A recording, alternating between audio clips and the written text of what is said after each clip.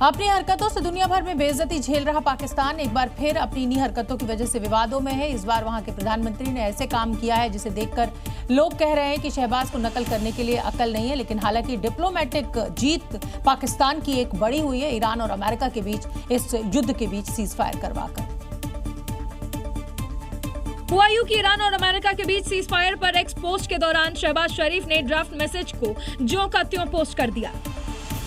ये दो तस्वीरें देखिए, महज 1 मिनट के अंदर शहबाज को इसे चेंज करना पड़ा।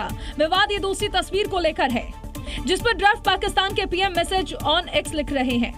यानी ये मैसेज शहबाज शरीफ को लिखकर दिया गया था और विवाद इसीलिए भी है कि ये मैसेज शहबाज शरीफ को किसी पाकिस्तानी अधिकारी ने नहीं बल्कि विदेश से मिला है।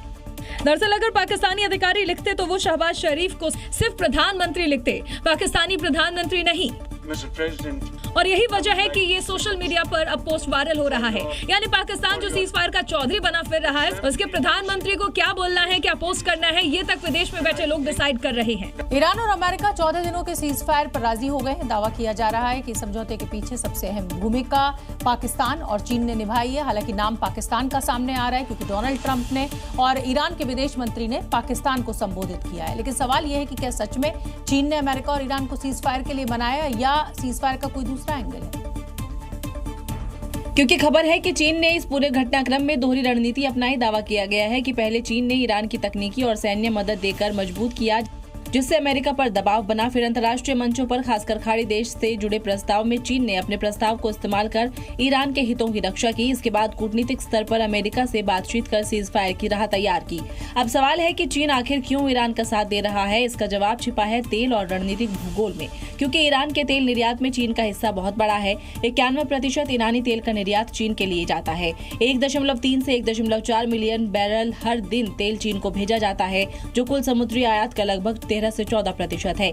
यह दिलचस्प बात है कि जिस प्रस्ताव और सीज फायर का हीरो पाकिस्तान बन रहा था, उसमें असली खेल चीन ने खेला और पाकिस्तान को मोहरे की तरह इस्तेमाल किया, क्योंकि पाकिस्तान की इतनी औकात कहां है कि वो युद्ध रुकवा दे। दुनिया में शांति हो, हर जंग रुक जाए, इससे बेहतर और खबर क्या हो सकती है। लेकिन मिडिल ईस्ट की जंग में जो सीज फायर की खबर बीती रात से सुर्खियों में है, उसमें अभी कई ट्विस्ट हैं, क्योंकि बार बार बयान बदलने वाले ट्रंप पर ईरान को भरोसा नहीं है। युद्ध के दौरान ट्रंप अपने कई बयानों से पलट चुके हैं। और यही कारण है कि सीज फायर की घोषणा के बाद भी ईरान की सेना पूरी तरह से सतर्क और तैयार है। उसे ट्रंप पर भरोसा नहीं है। ईरान की मीडिया में इस सतर्कता की चर्चा हो रही है। इसके पीछे की बड़ी वजह ट्रंप का बड़बोलापन, बार बार बयान बदलना, अपनी ही कही बातों से पलट जाना। ईरान की जनता और मीडिया सीज फायर को अपनी जीत बता रही है। इसके पीछे उनका तर्क है कि ट्रंप एक भी घोषित लक्ष्य को हासिल नहीं कर पाए। ईरान में सत्ता परिवर्तन नहीं हुआ, इस्लामिक गणराज्य का पतन नहीं हुआ, ईरान का विभाजन नहीं हुआ, सेना का मनोबल बरकरार है।